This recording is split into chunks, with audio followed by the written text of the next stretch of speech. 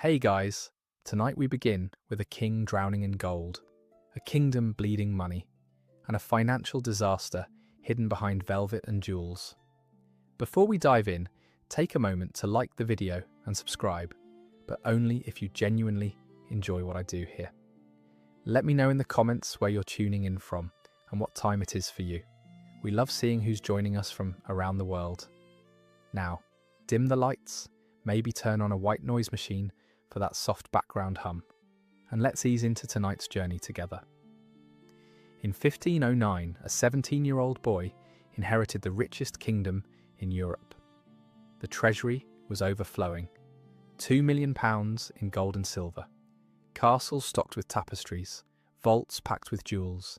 His father had spent 24 years hoarding every penny, squeezing every tax, building a fortune that could have funded England for decades.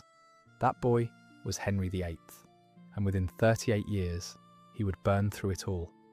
Every coin, every jewel, every scrap of wealth his father had died protecting. But here's what they don't tell you in history class. Henry didn't just spend money on wives and parties. He destroyed an entire economic system, sold off monasteries, debased the currency, borrowed from foreign banks at interest rates that would make a loan shark blush. And when he died, England was bankrupt, literally. £40,000 in debt, with no way to pay it back.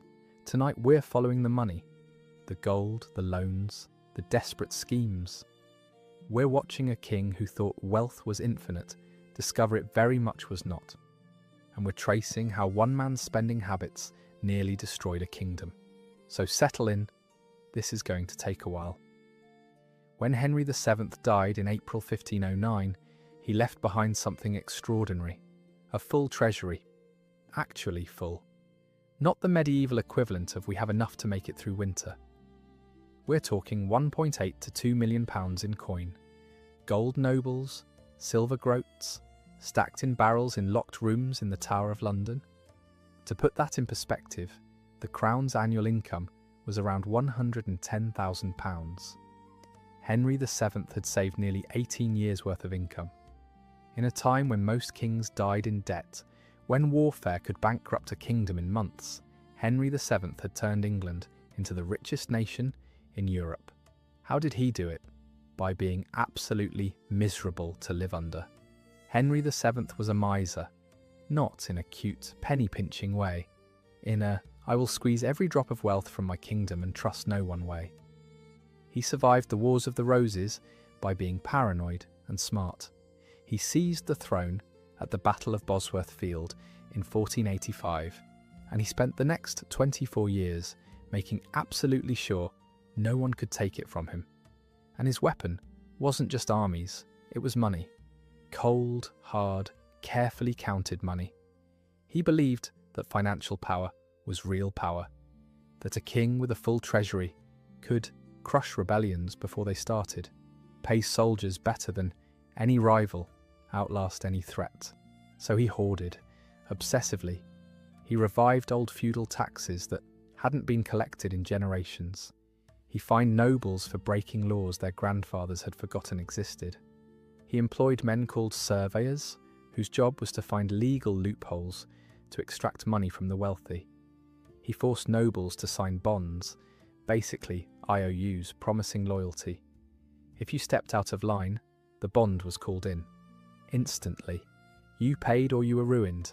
He didn't trust Parliament to vote him funds, so he avoided calling Parliament. He squeezed money from customs duties, from crown lands, from judicial fines.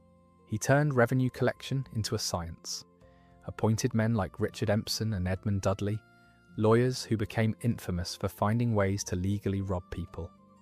By the time he died, Henry VII was the most financially secure king England had seen in centuries. But he was also hated. His subjects despised him, called him greedy, cold, miserly. When he died, there were celebrations in the streets, not because people mourned him, because they were relieved he was finally gone. And waiting in the wings was his 17-year-old son, tall, athletic, charming, everything his father wasn't. Henry VIII burst onto the stage like a supernova. handsome, energetic, desperate to be loved, and he inherited all that money his father had died hoarding. Imagine being 17 and suddenly having access to £2 million, no oversight, no one to tell you no. You're the king, absolute monarch. Everything in the kingdom belongs to you. Every coin, every estate, every person. And you've just spent your entire childhood watching your father be hated for saving money. What would you do? Henry VIII did exactly what you'd expect. He spent it lavishly, joyfully, as if money could evaporate, and it wouldn't matter because more would always appear. He threw parties, hosted tournaments, ordered new clothes, gave gifts to courtiers, built, expanded, spent, because spending was power, spending was popularity, spending made people love you. And for the first few years, it worked beautifully. Henry VIII's first few years were a golden age, literally. He dazzled everyone. His court was the most magnificent in Europe. Ambassadors wrote home describing banquets that lasted days, tournaments where the king himself jousted, showing off, winning, basking in applause. He wore cloth of gold, velvet doublets sewn with pearls, hats dripping with jewels. He gave away money like it was confetti. A courtier pleased him. Here's a pension. A servant made him laugh. Here's a bonus. Everything was generosity and brightness and youth after years of his father's tight-fisted grimness. But underneath the parties and the jousts, money was flowing out. Fast. Let's talk about the court. The royal household consumed money like a bonfire consumes wood. In 1509, the household expenses were around £14,000 a year. By 1520, they'd nearly tripled. Why? Because Henry liked to impress people. He liked having the finest of everything. The biggest retinue, the best food, the most expensive wine. A single feast could cost hundreds of pounds. Swans, peacocks, venison, subtleties, elaborate sugar sculptures shaped like castles or coats of arms. All of it prepared by dozens of cooks, served by hundreds of attendants, eaten by guests who expected this level of extravagance because kings were supposed to be extravagant. And the clothing. Henry's wardrobe accounts survive. They're staggering. Dozens of outfits, cloaks lined with fur, shirts embroidered with gold thread, shoes that cost more than a labourer earned in a year. And he didn't just dress himself, he dressed his courtiers, giving them livery, uniforms, gifts of fine cloth. Because a king's magnificence was measured by how well his court looked. Then there were the tournaments. Henry loved tournaments, loved the pageantry, the violence, the chance to show off. And tournaments were expensive. You had to build lists, the fenced arenas, prepare horses, commission armour, feed and house hundreds of participants and spectators, print programmes, award prizes. A major tournament could cost £1,000. Henry held them constantly, but all of this, the feasts, the clothes, the tournaments, that was just the household spending. That was normal monarchical extravagance. Expensive, yes, but manageable. What really drained the treasury wasn't parties, it was war. In 1511, Henry VIII joined the Holy League, an alliance with Spain and the Pope against France. Why? Because Henry had romantic notions about being a warrior king. He'd grown up reading tales of Henry V, Agincourt, English longbowmen slaughtering French knights, glory, honour, martial fame. He wanted that, desperately. He wanted to be remembered as a conqueror. So when the opportunity came to fight France, he leapt at it. His advisors warned him, war is expensive, catastrophically expensive. But Henry didn't care. He was young, strong, and convinced he was invincible. In 1513, Henry invaded France personally, led an army across the Channel, laid siege to Terouanne and Tournai, small towns in northern France, strategically unimportant. But Henry didn't care about strategy. He cared about glory, and he got his glory. Terouanne surrendered. Tournai fell. Henry returned to England triumphant. The cost? Nearly £900,000 in 1 year Let that sink in. Henry's father had saved £2 million over 24 years. Henry spent nearly half of it in one campaign. 1 year, for 2 small towns that England couldn't even hold long term. But Henry didn't see it that way. He saw victory, saw himself as a warrior, saw the crowds cheering when he returned. The money? That was just numbers. There would always be more money. Wouldn't there? No, there wouldn't. By 1515, the treasury was looking significantly lighter. The surplus was gone, spent on war, on tournaments, on keeping up appearances. Henry's advisors started suggesting he might want to, slow down. Maybe not invade France again immediately. Maybe rebuild the treasury a bit. Henry ignored them. Because in 1520 he had an opportunity, a chance to meet Francis I, the King of France, face to face. A summit, a display of magnificence, a chance to prove that England was just as powerful, just as wealthy, just as impressive as France.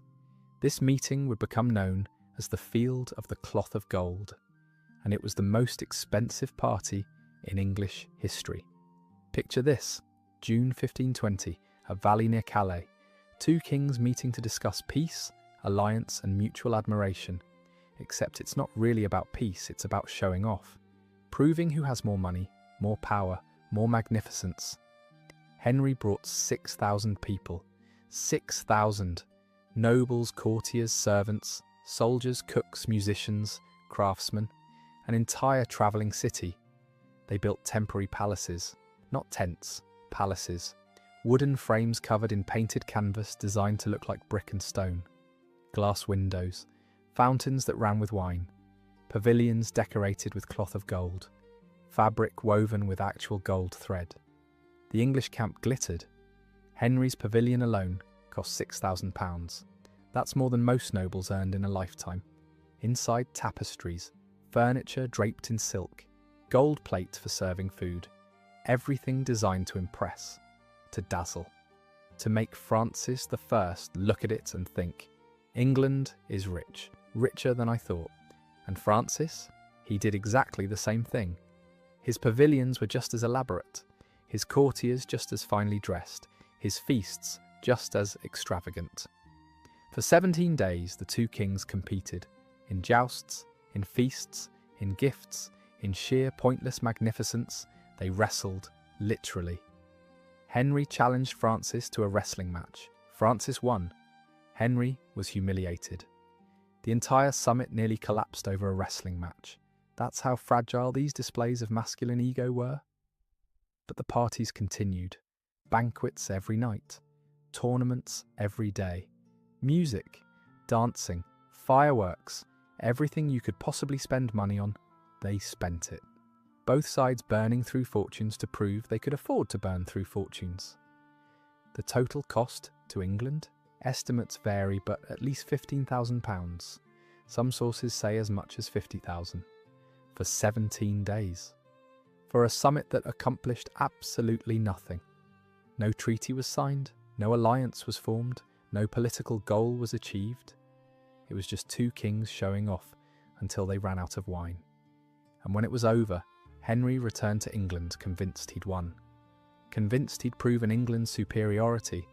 Convinced the spending had been worth it. Meanwhile, his treasury was looking even emptier. The surplus his father had built was now completely gone, spent, burned through in just 11 years, and Henry's expenses weren't slowing down. Because by the 1520s, Henry had a new obsession, something that would consume his attention, his money, and eventually his entire kingdom. Her name was Anne Boleyn. Now, before we dive into the Anne Boleyn years, we need to understand something. Henry didn't just want Anne, he needed her. Or rather, he needed what she represented. A son, a male heir. His wife, Catherine of Aragon, had given him one surviving child, Mary, a daughter. In Tudor England, a daughter wasn't enough. The kingdom had never been successfully ruled by a queen regnant. Women weren't supposed to rule. They were supposed to produce heirs who would rule. And Catherine had failed to produce a living son. multiple pregnancies, multiple miscarriages, one son who lived 52 days before dying. After 20 years of marriage, it was becoming clear Catherine wasn't going to give Henry what he needed. So Henry decided he needed a divorce, or an annulment, technically. He needed the Pope to declare that his marriage to Catherine had never been valid, that it was a sin, that God was punishing him for marrying his brother's widow by denying him sons. The problem? The Pope said no. Pope Clement VII was being held hostage, literally, not metaphorically, by Catherine's nephew, Charles V, Holy Roman Emperor. Charles controlled Rome. Charles controlled the Pope. And Charles did not want his aunt humiliated by being cast aside. So Henry was stuck. He wanted Anne, wanted a new wife, wanted sons, wanted to be free. But the Pope wouldn't cooperate. And without the Pope's approval, there was no divorce, no annulment, no way forward, unless Henry made his own way. What happened next was radical, revolutionary, catastrophic. Henry broke with Rome, declared himself supreme head of the Church of England, dissolved his marriage to Catherine without papal approval, married Anne Boleyn in secret, and in doing so set off a chain of events that would reshape England entirely. But for our purposes, what matters is this: the break with Rome was expensive, phenomenally expensive, not in gold at first, but in consequences, in future costs, in decisions that would have to be made to pay for those decisions. Because when Henry broke with Rome, he didn't just anger the Pope, he angered half of Europe. Catholic nations looked at England with suspicion, hostility. Suddenly England needed stronger defences, more soldiers, more ships, more fortifications, just in case Spain or France decided this was heresy worth invading over. And defence costs money. Lots of money. Money Henry didn't have. Because by the early 1530s, the treasury was no longer just empty, it was in debt.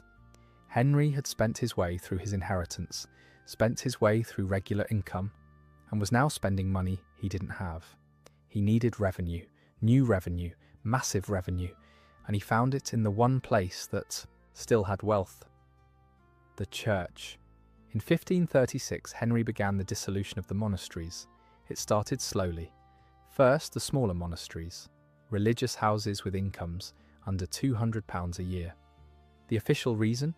They were corrupt, badly managed, full of lazy monks who'd strayed from true religious practice. The real reason? Henry needed their money, desperately. And monasteries were rich, incredibly rich. They owned land, about a quarter of all land in England. They collected rents from tenants. They owned farms, mills, fisheries. They held treasure. Gold and silver plate, jewelled reliquaries, centuries of accumulated wealth donated by pious believers who thought they were securing their salvation. Henry's men moved in. Royal commissioners visited each monastery, compiled inventories, listed every asset, every piece of plate, every acre of land, every cow and sheep and bushel of grain.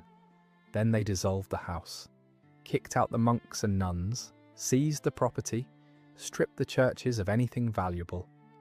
The smaller monasteries went first, then between 1538 and 1541, the larger ones. The great abbeys, Glastonbury, Reading, Fountains, houses that had stood for centuries, that had been centres of learning, of charity, of community life, gone, dissolved, emptied. Their buildings sold off or demolished, their land auctioned, their treasures melted down. The haul was staggering. Estimates vary, but somewhere between £1.3 and £1.5 million worth of assets were seized. Not just money, land, rents, property, wealth that could be liquidated, sold off, turned into immediate cash or long-term income.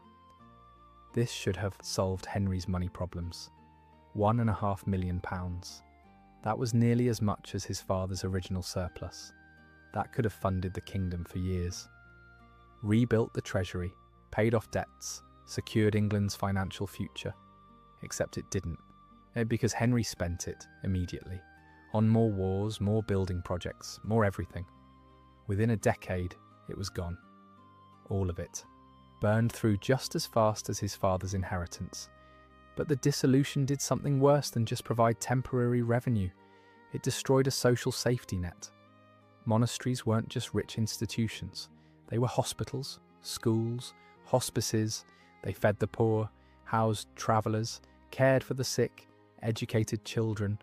When Henry dissolved them, he eliminated an entire system of social support, and he replaced it with nothing. Suddenly there were thousands of displaced monks and nuns, servants who'd worked in monastic houses, tenants who'd rented from monastic estates and now had new landlords, new harsher landlords who cared more about profit than tradition. Communities that had relied on monastic charity now had no one to turn to.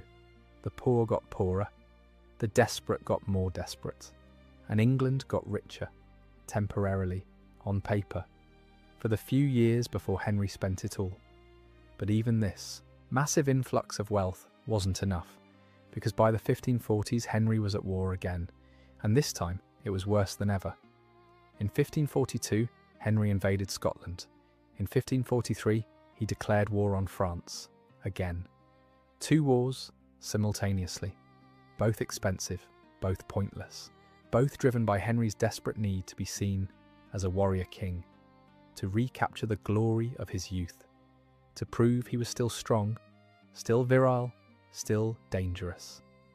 By this point, Henry was 52 years old, fat, sick. His leg was ulcerated, a jousting injury from a 1536 that never healed. He couldn't walk without help, couldn't ride a horse, could barely move, but he still dreamed of conquest, of martial glory, of being remembered as Henry V reborn. So he invaded, sent armies north to Scotland, sent armies across the Channel to France, built massive fleets, commissioned new fortifications along the south coast, poured money into gunpowder, cannons, pikes, armour, everything a modern Renaissance army needed. The cost was astronomical. In 1543 alone, military spending reached £650,000, more than 6 times the Crown's annual income. Where was that money coming from? Nowhere. It didn't exist. Henry was borrowing it from foreign bankers, from his own subjects through forced loans, from anyone who could be squeezed. And when borrowing wasn't enough, he did something desperate, something that would haunt England for decades. He debased the coinage, took the silver out of silver coins and replaced it with copper, reduced the gold content in gold coins, minted new money that looked like the old money but was worth less, much less. This is inflation, deliberate government-caused inflation, and it was catastrophic. Prices rose, merchants noticed their coins were lighter, traders started refusing English currency, foreign banks demanded payment in real silver, not Henry's debased junk. The economy buckled, people's savings became worthless. Anyone on a fixed income, pensioners, widows, anyone living off rents, suddenly found their money bought half of what it used to. Henry didn't care. He needed money now, needed to pay soldiers, needed to fund his wars, needed to keep the illusion alive that England was rich and powerful. So he kept minting debased coins, kept flooding the economy with fake wealth, kept destroying the currency his father had spent 24 years stabilising. Between 1542 and 1547, Henry debased the coinage multiple times. The silver content of coins dropped from 92% to just 33%. Gold coins fared slightly better, but were still heavily debased. The result? The Crown made a profit of about £363,000 from debasement. That's profit. Pure theft from anyone holding coins. But it cost England far more. The economy was wrecked, inflation soared, trade suffered, England's currency became a joke. Foreign merchants refused it. Even domestic markets struggled because no one trusted the coins anymore. You couldn't tell if you were holding real silver or debased junk without testing it. And the wars, they achieved nothing. The Scottish campaign was a disaster. The French campaign captured Boulogne, a coastal town, at enormous cost. Boulogne was expensive to capture, and even more expensive to hold. It drained resources, required constant garrisoning, brought no strategic advantage. It was a trophy, a prize Henry could point to and say, "See, I conquered something," but it bankrupted him to keep it. By 1546, Henry was desperate. He'd spent everything: the monastery wealth, the debased coinage profits, every loan he could get. He owed money to German and Italian bankers, owed money to his own nobles, owed money to the City of London, and he had no way to pay it back. None. The annual crown revenue was around £200,000, but most of that was already committed to household expenses, to pensions, to maintaining fortifications, to garrisoning Boulogne. The actual free cash available to pay back debts? Maybe £50,000 a year, if they were lucky, if nothing unexpected happened, if there were no more wars, which meant Henry's debts would take years to pay off. And that's assuming he stopped borrowing, stopped spending, lived frugally, none of which he was capable of doing. So the debts just sat there, growing, accumulating interest, becoming Edward's problem. And then there was the debased coinage. Henry's debasement made £363,000 in profit for the crown, but it caused inflation that cost the economy millions, destroyed savings, ruined anyone on fixed income, wrecked foreign trade, and created a currency crisis that lasted into Elizabeth's reign.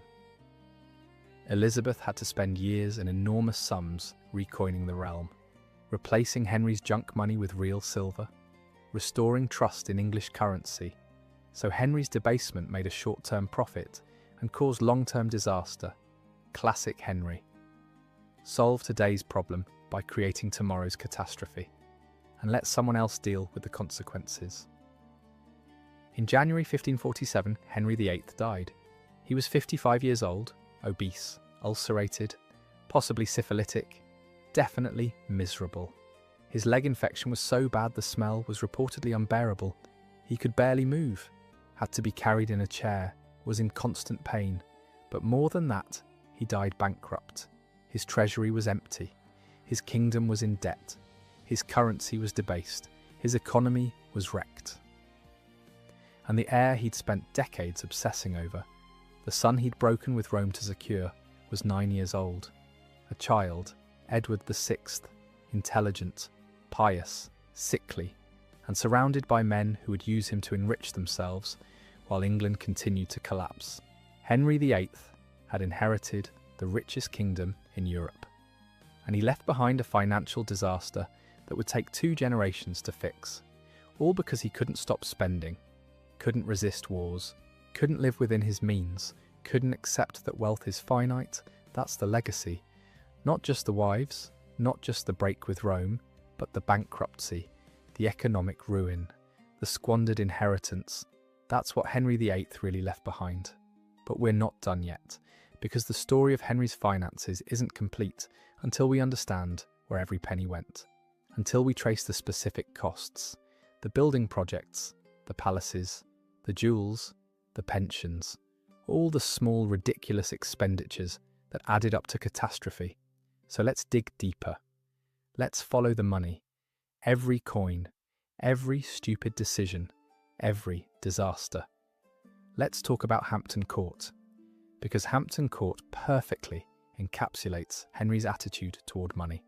It wasn't even his originally. It belonged to Cardinal Thomas Wolsey, Henry's chief minister. Wolsey had built it as a private residence, a palace really. Massive, luxurious, more than 1,000 rooms. Wolsey was the son of a butcher who'd risen to become the most powerful man in England after the king, and he loved showing off his wealth. Henry visited Hampton Court and was immediately jealous. His own palaces felt shabby by comparison. So in 1529, when Wolsey fell from power, failed to secure Henry's divorce from Catherine, Henry seized Hampton Court. Just took it, added it to the royal collection, then immediately started expanding it. He couldn't leave it as Wolsey had built it. That would be admitting Wolsey's palace was good enough, so Henry rebuilt, enlarged, improved, added a great hall, new kitchens, state apartments, gardens, a tilt yard for jousting, a real tennis court. Astronomical spending on a palace he'd literally stolen from his former advisor. But Hampton Court was just one palace. Henry owned dozens, and he improved all of them. Constantly. He couldn't see a building without wanting to make it bigger. More impressive, more expensive. He rebuilt Whitehall Palace, turning it into his primary London residence. He expanded Greenwich, Windsor, St James's Palace, Nonsuch Palace, built from scratch starting in 1538 and never finished. Named Nonsuch because it was supposed to be so magnificent that no other palace could match it. The cost? Estimates vary, but at least £24,000 for a palace that was never completed, that Henry barely used. That was eventually dismantled after his death because no one wanted to maintain it. This is the pattern with Henry. Spend money on projects that bring no practical benefit. Build things because building proves you're powerful. Never finish anything because you get distracted by the next project. Leave behind half-completed monuments to your own ego. And it wasn't just palaces. Henry had a thing for ships. He loved ships, loved the idea of having a powerful navy, loved commissioning new vessels and watching them launch. And warships were, catastrophically expensive. In 1514, Henry commissioned the Henri Grâce à Dieu, called the Great Harry, one of the largest warships in the world at the time. A carrack, 4 masts, multiple decks, armed with 43 heavy guns and 141 light guns. It required a crew of hundreds, cost £14,000 to build. That's more than the entire annual wages of everyone working in the royal household. The Great Harry was magnificent, impressive, intimidating, and almost completely useless. It was too large to maneuver effectively, too expensive to maintain, too valuable to risk in actual combat. It mostly sat in port looking impressive, while smaller, cheaper ships did the actual fighting. In 1553, it caught fire and sank, burned to the waterline. All that money, gone. But Henry kept building ships, the Mary Rose, the Peter Pomegranate, dozens of smaller vessels. By the 1540s, England had one of the largest navies in Europe. Which sounds impressive until you realise it cost a fortune to maintain. Ships rot, they need repairs, sails wear out, ropes fray, cannons rust. You can't just build a navy and leave it, you have to feed it, constantly. With money England didn't have. Then there were the personal expenses, the things Henry spent money on that benefited no one but himself. And there were a lot of those, because Henry liked nice things, liked owning beautiful objects, liked being surrounded by luxury. His wardrobe accounts survive. They're incredible. In 1509, Henry's wardrobe was already extensive. By the 1530s, it was absurd. He owned hundreds of outfits, doublets, hose, gowns, cloaks, every fabric imaginable, velvet, silk, cloth of gold, satin, taffeta, embroidered with gold thread, sewn with pearls, slashed to show contrasting colours underneath. Renaissance fashion was all about display, about showing wealth through clothing, and Henry displayed harder than anyone. A single outfit could cost hundreds of pounds, and he didn't wear them twice. Well, he did, but he constantly ordered new ones. Had tailors working year-round.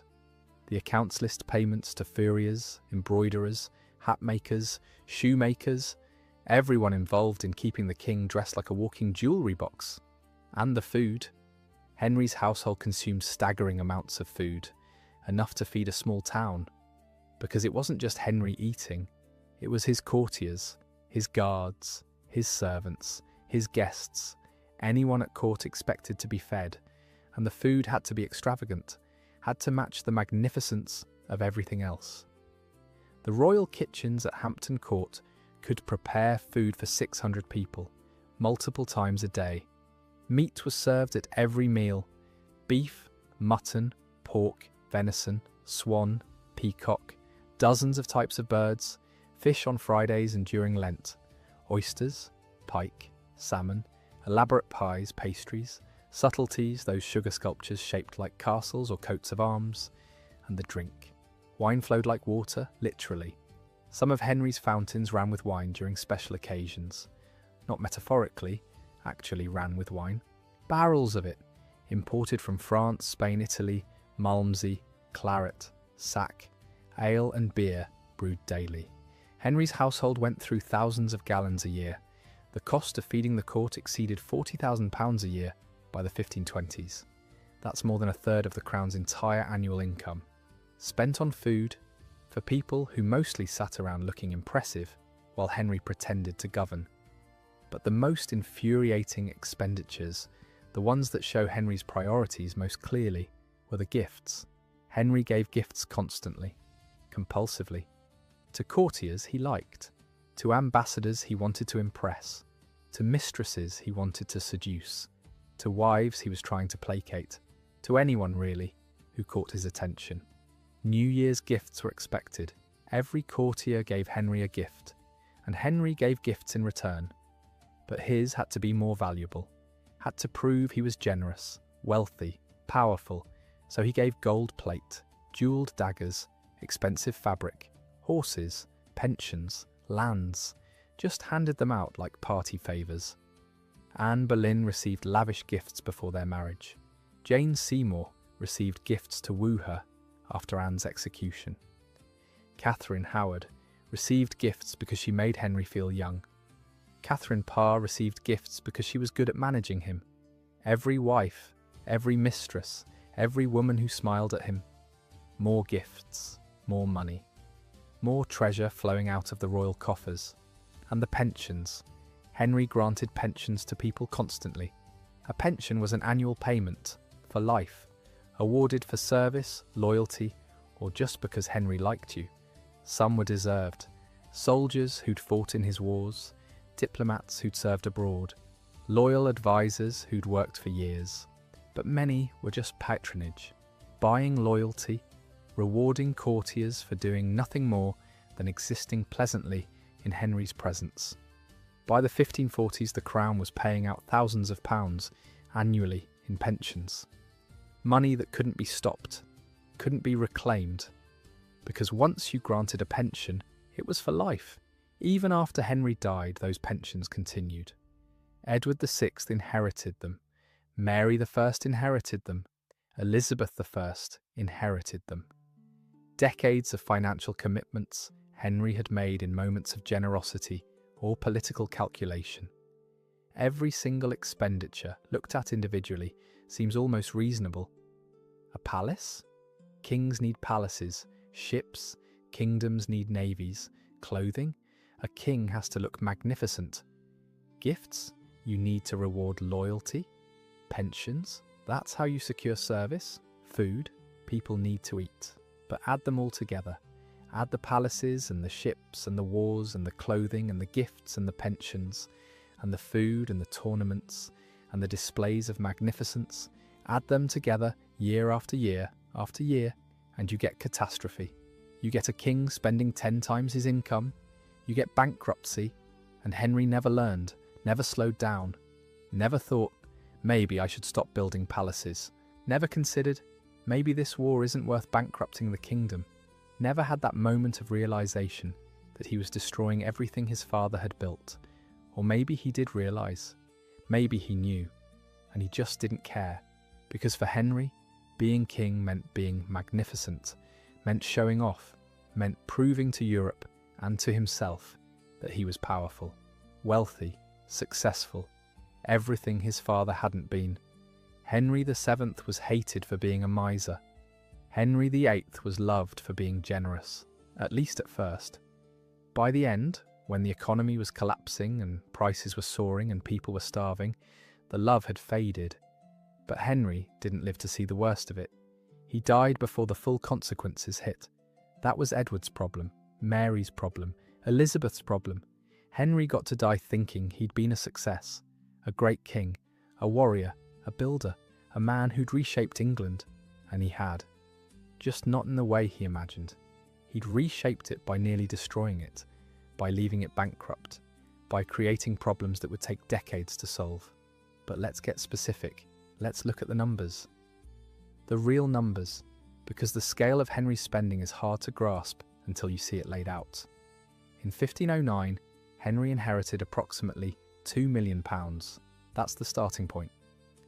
Over the next 38 years, the Crown's total income, from rents, taxes, customs duties and every other source, was approximately £10.5 million. Add the monastery wealth, about £1.5 million, and you get roughly £14 million in total available funds. Henry spent approximately £15 million, maybe more. The accounts aren't perfect. Some expenditures weren't recorded, some were recorded vaguely, but the best estimates put Henry's total spending somewhere between £15 and £17 million, which means he spent more than he had. Obviously. That's what debt means. Where did it go? Military expenditures account for about 60%. £8 to £9 million on wars, fortifications, ships, soldiers, gunpowder, cannons, and everything else needed to invade Scotland and France repeatedly. Household and personal expenses, including palaces, clothing, food, tournaments, account for another 20 to 25%, about £3 million. The rest, gifts, pensions, bribes, miscellaneous expenditures, make up the remainder. That military spending is staggering, and it achieved almost nothing. The Scottish wars were defensive and largely unsuccessful. The French wars captured Boulogne and achieved nothing else of strategic value. Henry spent £8 million, roughly 8 times his father's entire fortune, on military adventures that brought England no lasting benefit. No new territories worth keeping, no alliances worth having, no security worth the cost, just ego, just the desire to be seen as a warrior. And when the money ran out, Henry didn't stop. He borrowed from foreign banks, from his own subjects, from the City of London, from Italian bankers in Antwerp, from German merchant houses. He borrowed at interest rates around 12 to 14%, usury by medieval standards. But he had no choice. No one lends money to kings without charging premium rates. Kings can't be sued if they don't pay back. By 1546, Henry owed £40,000 to foreign creditors alone. That doesn't sound like much compared to the millions he'd spent, but it was unpayable. The Crown's annual income was £200,000, but most of that was already committed to household expenses, to pensions, to maintaining fortifications, to garrisoning Boulogne, the actual free cash available to pay back debts, maybe £50,000 a year, if they were lucky, if nothing unexpected happened, if there were no more wars, which meant Henry's debts would take years to pay off. And that's assuming he stopped borrowing, stopped spending, lived frugally, none of which he was capable of doing. So the debts just sat there, growing, accumulating interest, becoming Edward's problem. And then there was the debased coinage. Henry's debasement made £363,000 in profit for the crown, but it caused inflation that cost the economy millions, destroyed savings, ruined anyone on fixed income, wrecked foreign trade, and created a currency crisis that lasted into Elizabeth's reign. Elizabeth had to spend years and enormous sums recoining the realm, replacing Henry's junk money with real silver, restoring trust in English currency. So Henry's debasement made a short-term profit and caused long-term disaster. Classic Henry. Solve today's problem by creating tomorrow's catastrophe, and let someone else deal with the consequences. But even beyond the numbers, there's something else worth examining: the human cost. Because Henry's spending didn't just drain the treasury, it affected real people, made their lives harder, sometimes ended their lives entirely. Let's start with the dissolution of the monasteries. Henry seized monastic property, kicked out monks and nuns. Most received small pensions, enough to survive if they were careful. But many struggled. They'd lived in monastic communities their entire adult lives, didn't know how to function in the outside world, didn't have families to return to. Some ended up begging, some died in poverty, and the servants, monasteries employed hundreds of people: cooks, cleaners, gardeners, craftsmen, shepherds, all suddenly unemployed when their monastery dissolved. Some found new work, many didn't, because the new landlords who bought monastic estates didn't need as many workers. They wanted profit, efficiency, not charity, not tradition. So they evicted tenants, enclosed common lands, converted farmland to pasture because sheep were more profitable than crops. This caused social upheaval. The Pilgrimage of Grace in 1536 was a massive rebellion. 30,000 people rose up in northern England, protesting the dissolution, protesting religious changes, protesting economic hardship. Henry promised pardons, promised to listen, promised mercy. Then, once the rebellion ended, he executed the leaders, broke his promises, hanged, drew, and quartered men who trusted his word. The message was clear: protest and die. So people stopped protesting. They suffered quietly, starved quietly, watched their communities collapse quietly, because the alternative was execution, and the inflation caused by debasement hit the poor hardest. If you were wealthy, you held assets, land, property, things whose value rose with inflation. But if you were poor, you held coins, wages, savings, things that lost value as prices rose. A loaf of bread cost more, rent cost more, everything cost more, but wages didn't rise to match. So people got poorer, hungrier, more desperate. By the 1540s, England was experiencing a social crisis. Poverty was rising, crime was rising, beggars filled the streets, vagabonds wandered the countryside looking for work. The government passed laws against vagrancy. If you were caught begging, you could be whipped, branded, enslaved. The solution to poverty created by economic policy was to punish the poor for being poor. And Henry, he didn't see it, didn't connect his spending to the suffering, didn't realize that his wars and his palaces and his magnificence were being paid for by people who couldn't afford bread. He lived in a bubble of luxury, surrounded by courtiers who told him what he wanted to hear, insulated from reality by layers of protocol and deference. When he died, he probably thought he'd been a good king, a generous king, a king who'd made England powerful, and in some ways, he had. He'd broken with Rome, established royal supremacy over the church, expanded the navy, left behind architectural wonders, but he'd also left behind bankruptcy, social upheaval, economic ruin, and a 9-year-old heir who would inherit all of it. Edward VI's reign was short. He died at 15, probably tuberculosis, never got the chance to fix his father's mistakes. His government, controlled by regents, tried to stop spending, tried to rebuild the treasury, tried to address the currency crisis, but they were also corrupt, enriched themselves, seized more church property, made things worse. Mary I's reign was equally troubled. She inherited debt, inherited inflation, inherited religious chaos, spent her reign trying to restore Catholicism, burning Protestants, marrying Philip of Spain, losing Calais to France, the last English possession on the continent. She died hated, childless, broken.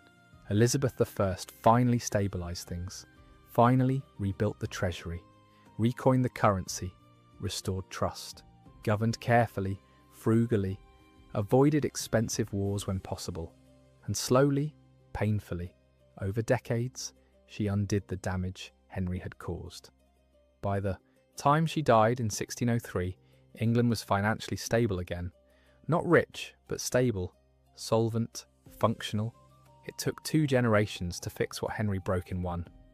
That's the real cost, not just the money, but the decades of suffering, the years of crisis, the lives ruined by policies designed to fund one man's ego. And what did Henry gain? What did he get for bankrupting his kingdom? A few military victories that meant nothing, some impressive buildings, a reputation as a strong king, a place in history books, and 6 wives, 2 of whom he executed, 2 of whom he divorced, 1 who died, and 1 who survived him. Was it worth it? Depends on what you value.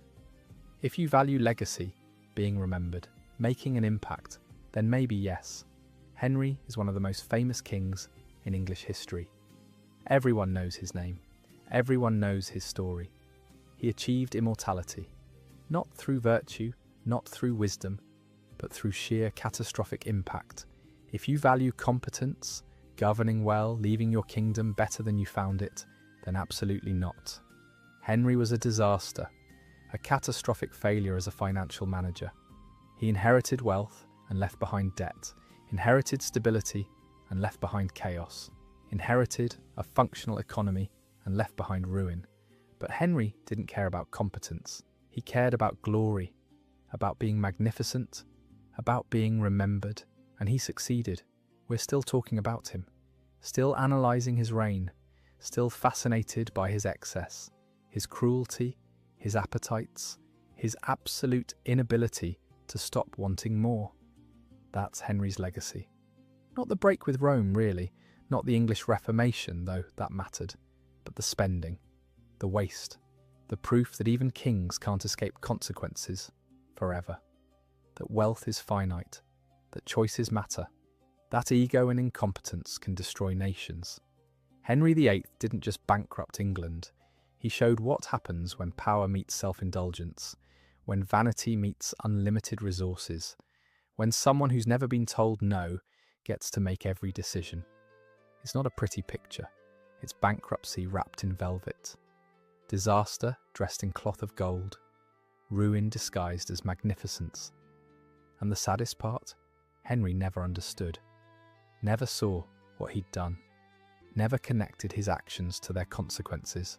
He died believing he'd been successful, believing he'd been a great king, believing the bankruptcy and the suffering and the ruin were just unfortunate side effects of greatness, not his fault, not his responsibility, just the price of being magnificent. But history remembers differently. History sees the full picture. The inherited fortune squandered, the monastery wealth burned through, the currency debased, the economy wrecked, the social fabric torn, and the kingdom left bankrupt while one man chased glory he never really achieved. That's the dark truth about Henry VIII's finances. Not that he spent money. Kings spend money. That's what they do. But that he spent it so catastrophically, so wastefully, so pointlessly, that he burned through centuries of accumulated wealth in decades, that he left his kingdom worse than he found it, that he destroyed what his father built and called it success. And the truly terrifying thing, he never learned, never changed, never had that moment of realization. From 17 to 55, from first tournament to final breath, Henry spent, borrowed, debased, seized, spent again, in a constant cycle of consumption that bankrupted a kingdom and nearly destroyed a nation. That's the legacy, not the wives, not the break with Rome, but the money, the staggering, catastrophic, unforgivable waste of money, and the suffering it caused, and the decades it took to fix, and the lesson, mostly unlearned, that wealth is finite, consequences are real, and even kings can bankrupt kingdoms if they're reckless enough. Henry VIII inherited the richest kingdom in Europe, and he died leaving behind a financial disaster that would haunt England for generations.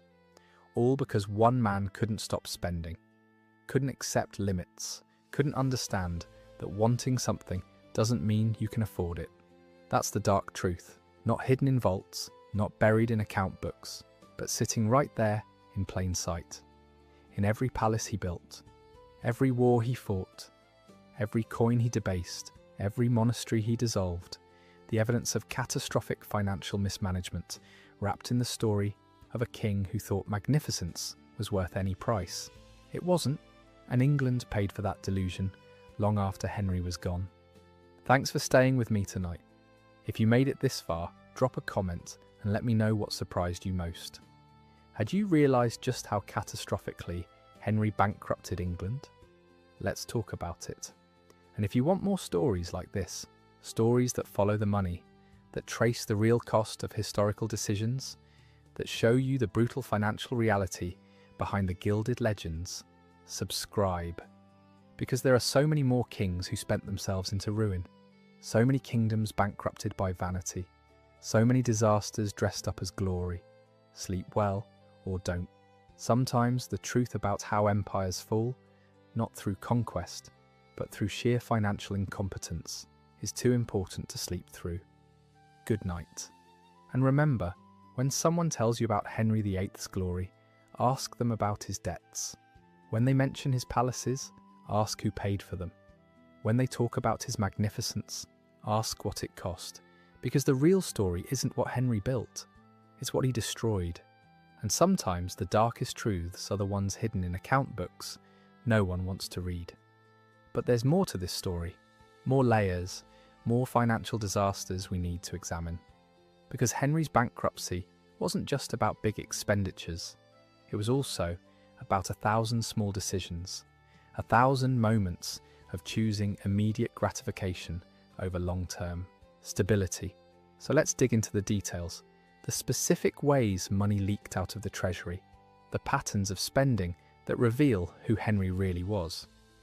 Let's start with something that sounds minor but cost a fortune, the King's privy purse. This was Henry's personal spending money, money he could use for whatever he wanted without accounting to anyone. And Henry used it constantly for gambling, for gifts, for impulse purchases, for rewarding people who amused him. The privy purse accounts survive. They're fascinating and horrifying. Entries like, to a woman who danced before the king, 20 shillings. To a fool who made the king laugh, 40 shillings. Lost at cards to the Duke of Suffolk, £100 over and over, day after day. Small amounts individually, but they added up. Thousands of pounds a year, just gone, spent on whims and the gambling. Henry loved gambling, cards, dice, tennis matches with money riding on the outcome. He wasn't even good at it. He lost constantly, and when the king loses, the winner actually gets paid. It's not like you can refuse payment and say, "Oh no, your majesty, keep your money." That would be insulting. So Henry's gambling debts had to be honoured, had to be paid, money flowing out of the privy purse and into courtiers' pockets. Then there were the New Year's gifts. We mentioned these earlier, but the scale needs emphasis. Every single person at court gave Henry a gift on New Year's Day, and Henry gave gifts back, but his gifts had to be more valuable, had to demonstrate royal generosity. The gift accounts from 1532 survive. They list hundreds of gifts: gold cups, gilt plate, expensive fabrics, jewelled ornaments. The total value exceeded £3,000 in one day, for gifts that were essentially meaningless, social obligations, displays of wealth, nothing that actually benefited anyone. And this happened every year, £3,000 gone. Because tradition demanded it. Because refusing to give lavish gifts would make Henry look weak, cheap, ungenerous. So he spent and called it necessary. The royal wardrobe deserves more attention too, because it wasn't just Henry's clothes, it was maintenance of his entire image, his public persona, the carefully constructed magnificence that made people see him as powerful. Henry employed dozens of people just to manage his wardrobe. The keeper of the wardrobe, the yeoman of the wardrobe, tailors, embroiderers, furriers, laundresses, all of them on the royal payroll, all of them working year-round to keep Henry looking magnificent.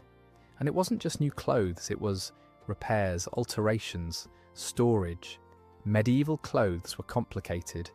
They had to be aired out to prevent moths, cleaned carefully because fabrics like velvet and silk couldn't just be thrown in water, stored properly so they didn't rot. Each garment required maintenance, care, attention. The wardrobe accounts show payments for storing furs in summer, for brushing velvet, for relining cloaks, for mending hose, for replacing buttons. Hundreds of tiny expenses that together cost thousands of pounds annually, just to maintain what Henry already owned, before buying anything new.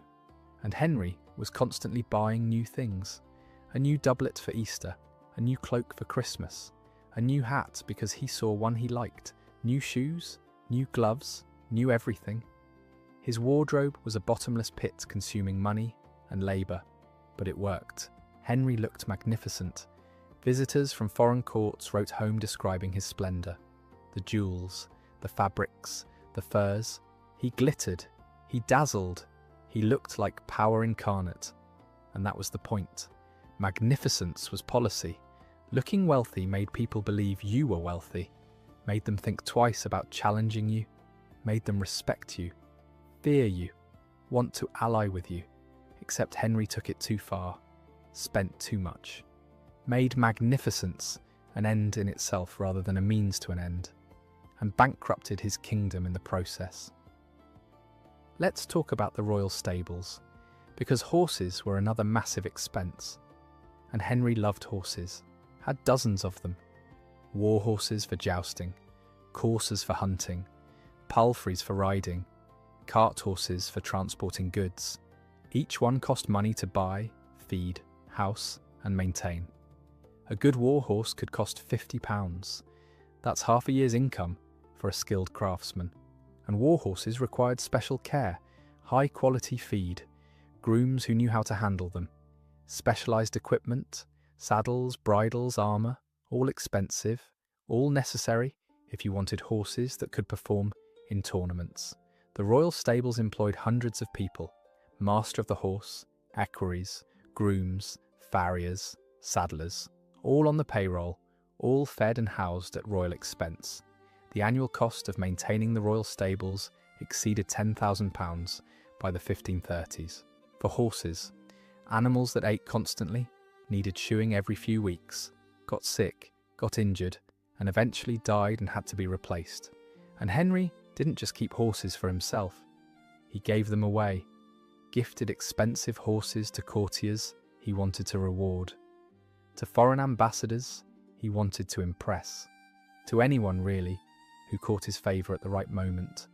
More wealth flowing out, more money spent on gestures and gifts and displays. But horses were status symbols. A king with magnificent horses looked powerful, looked prepared for war, looked ready to joust and hunt and do all the things kings were supposed to do. So Henry spent, built larger stables, bought more horses, employed more grooms. Because stopping would mean admitting he couldn't afford it.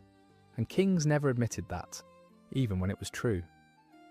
The royal musicians and entertainers form another category of expense that's easy to overlook, but added up significantly. Henry loved music, played instruments himself, lute, virginals, reportedly composed songs, and he employed musicians constantly. A royal chapel choir, instrumentalists, singers, composers, all on salary, all year round. The Chapel Royal alone cost thousands of pounds annually. These weren't just Sunday singers, they were professionals, the best voices in England. Boys whose voices hadn't broken yet, trained intensively, men who could sing complex polyphony, and they travelled with Henry, performed daily services, sang at feasts, provided entertainment, required housing, food, clothing, instruments, sheet music, all paid for by the crown. Then there were the secular musicians, the king's trumpeters, his drummers, his pipers, musicians who announced his arrival, who played during meals, who performed at tournaments and celebrations, more salaries, more expenses, and the entertainers. Henry employed fools, professional jesters, players who performed short plays and comedies, acrobats, magicians, anyone who could amuse him. Some were on permanent retainer, others were paid per performance. The privy purse accounts show constant payments to entertainers. To the tumbler who leapt before the king, to the players who performed a comedy, to the Italian who juggled, more money, more gone. Was this necessary? Maybe. Courts were supposed to be magnificent. Entertainment was part of that. Showing you could afford to keep musicians and fools and players demonstrated wealth. But Henry's court was excessive, even by royal standards. More musicians than necessary, more entertainers than needed, more display for the sake of display. And let's not forget the royal libraries and book collections. Henry was educated, literate, interested in theology and philosophy. He collected books, expensive books, illuminated manuscripts, printed volumes imported from the continent, books bound in leather and decorated with gold. Books in the 16th century weren't cheap. A single illuminated manuscript could cost as much as a house. Printed books were more affordable, but still expensive. And Henry didn't just collect them, he commissioned them, had books created specifically for him, dedicated to him, decorated with his coat of arms. The royal libraries required maintenance, librarians, guards to prevent theft, proper storage to prevent damage from moisture and pests. More expenses, more staff, more money flowing out, but books were also status symbols. A king with a magnificent library looked learned, cultured, sophisticated, and Henry wanted to be seen that way, wanted to be taken seriously as an intellectual. So he spent, collected, built libraries in multiple palaces, and let them sit mostly unused while he went hunting or planned wars. Now let's talk about a particularly galling category of spending: the royal progress. Every summer, Henry would leave London and travel through the countryside, visiting nobles, staying at their estates, showing himself to his subjects. This sounds simple. It was catastrophically expensive. When the king travelled, he didn't travel light. He brought his household, hundreds of people, courtiers, servants, guards, musicians, his wardrobe, his furniture, his bed, his plate and cutlery, everything needed to maintain royal dignity wherever he went. This required hundreds of carts, hundreds of horses, hundreds of people to drive those carts and manage those horses. And the nobles he visited, they had to host him, had to provide food and lodging for hundreds of people, had to throw feasts, had to make their homes look magnificent enough to impress a king.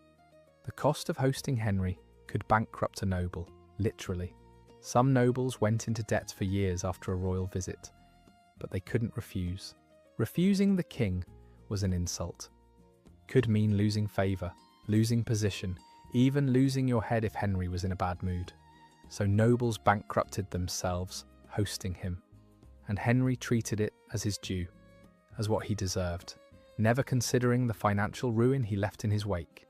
And the crown paid for the travelling expenses, all those carts, all those horses, all the logistics of moving hundreds of people and tons of supplies across the countryside. More money, more gone. For what? So Henry could show off, could be seen, could remind everyone he was king. The diplomatic expenses deserve examination too. England maintained embassies in multiple countries, ambassadors in France, Spain, the Holy Roman Empire, Venice, resident diplomats who represented English interests, negotiated treaties, gathered intelligence, and all of them required funding. An ambassador needed money for his household, for entertaining foreign nobles, for bribing officials, for sending messages back to England, for maintaining the dignity of his position. The annual cost of maintaining a single embassy could exceed £1,000, and England had multiple embassies, more thousands, more permanent expenses that couldn't be cut without losing diplomatic leverage. And when major negotiations happened, when treaties needed to be signed or alliances formed, Henry sent special embassies, larger groups with more impressive retinues, carrying gifts for foreign rulers, dressed magnificently to demonstrate English wealth. These embassies could cost tens of thousands of pounds, all to negotiate deals that often fell through or were broken within years. The Field of the Cloth of Gold was the ultimate diplomatic expense, £50,000 or more, for 17 days, for an alliance that never materialised, for friendship with Francis that lasted about 6 months before they were enemies again. The most expensive diplomatic failure in English history. And Henry thought it was worth it, because he'd looked magnificent, because for 17 days, everyone had stared at England's wealth. Even as that wealth evaporated, let's talk about the coastal fortifications, because after Henry broke with Rome, he became paranoid about invasion. Catholic Europe might decide England needed to be brought back to the true faith by force. Spain or France might invade, so Henry built forts, lots of forts, along the southern coast of England. Stone fortifications, artillery platforms, castles designed to resist modern siege warfare. Henry built or renovated dozens of them between 1539 and 1547. The cost was astronomical. Estimates exceed £300,000. More than 3 years of crown revenue, spent on forts that never saw battle, never faced the invasion Henry feared. But building them wasn't enough. They had to be garrisoned, manned, stocked with gunpowder and ammunition, maintained. Those costs continued year after year, permanent drains on the treasury, money that could never be reclaimed because you couldn't just dismiss the garrisons and leave the forts empty. That would defeat their entire purpose. Were they necessary? Maybe. England was vulnerable after the break with Rome. Showing readiness to defend the coast might have deterred invasion, or the threat might never have been as serious as Henry feared. Either way, the forts cost a fortune, and they represented permanent commitments, expenses that would continue long after Henry died. More problems for Edward, for Mary, for Elizabeth, and the artillery. Henry loved cannons, loved the idea of modern military technology, English armies deploying gunpowder weapons that could shatter castle walls and destroy enemy formations.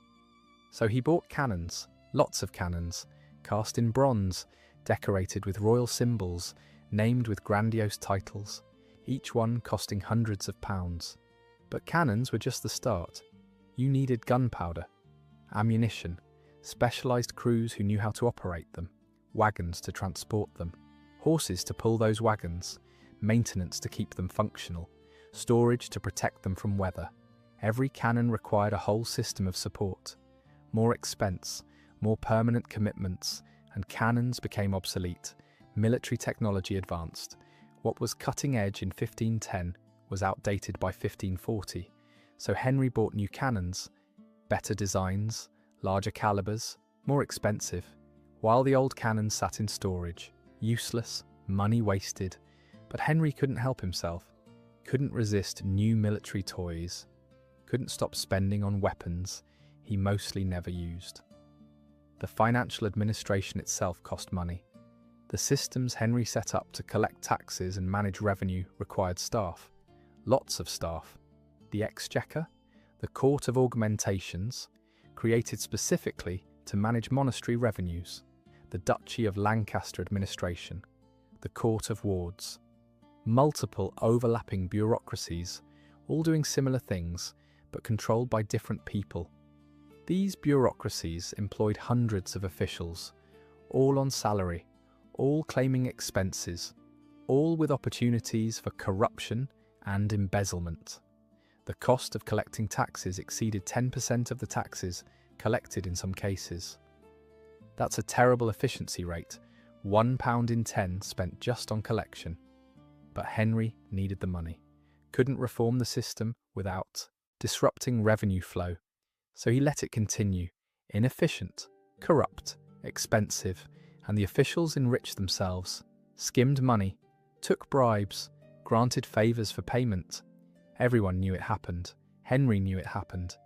But he didn't stop it, couldn't stop it, because he needed these men, needed them to keep the system functioning, keep the money flowing, even if a significant portion stuck to their fingers along the way. Let's talk about the religious transformations, because breaking with Rome and dissolving monasteries weren't just ideological changes. They were administrative nightmares, and nightmares cost money. Henry had to create new church administration, new bishops loyal to him, new officials to manage former monastery properties, new systems to handle everything that monasteries had previously done. He also had to suppress resistance, execute rebels, garrison troublesome areas, send armies north to deal with the pilgrimage of grace, military campaigns within England, against his own subjects, putting down rebellions caused by his own policies.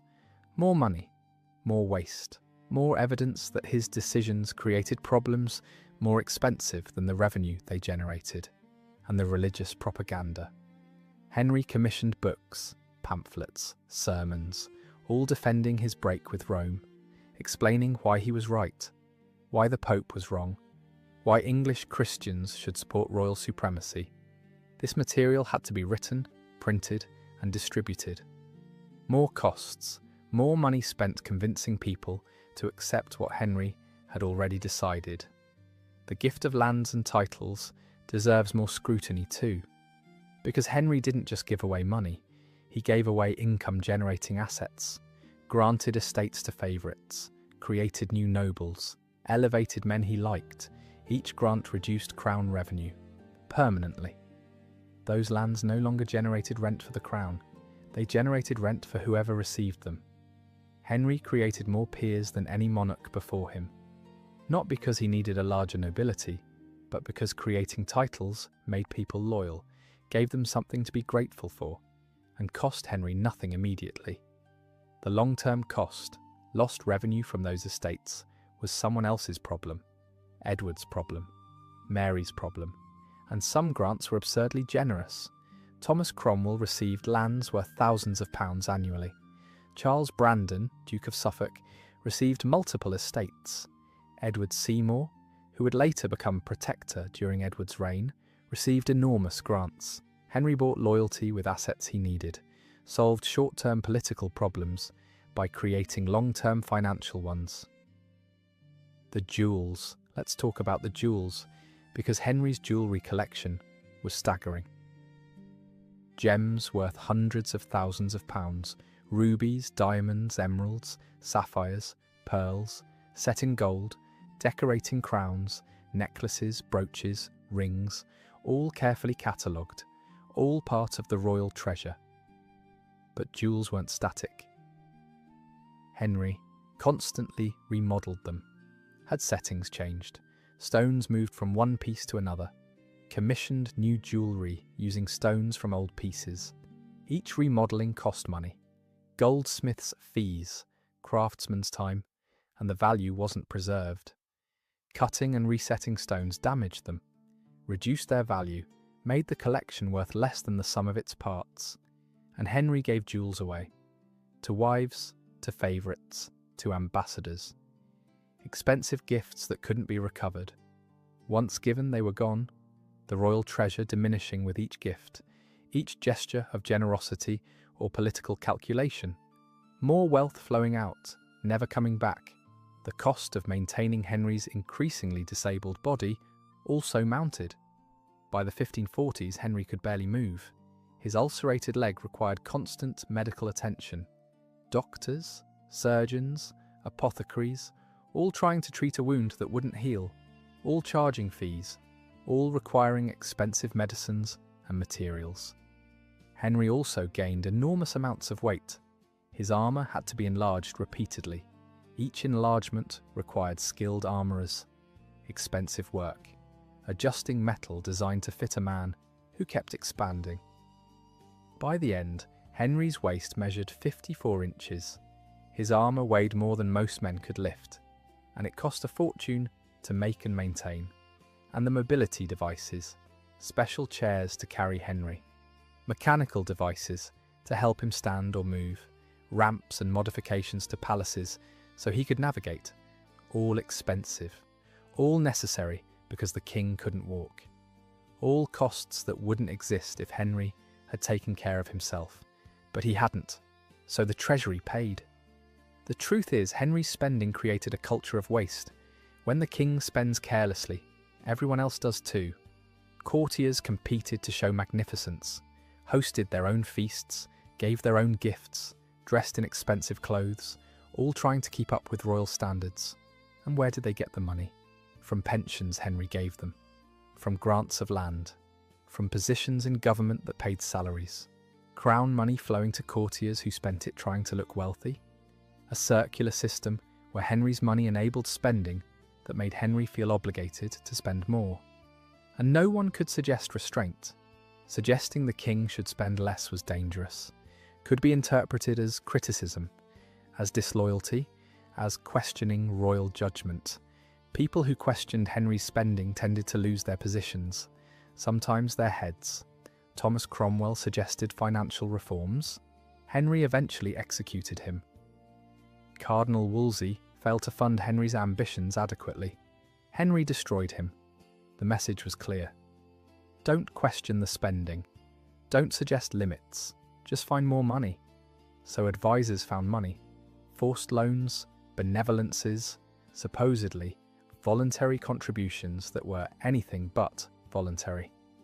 Sales of crown lands, debasement. Every scheme they could think of to keep money flowing into the treasury so Henry could keep spending it out.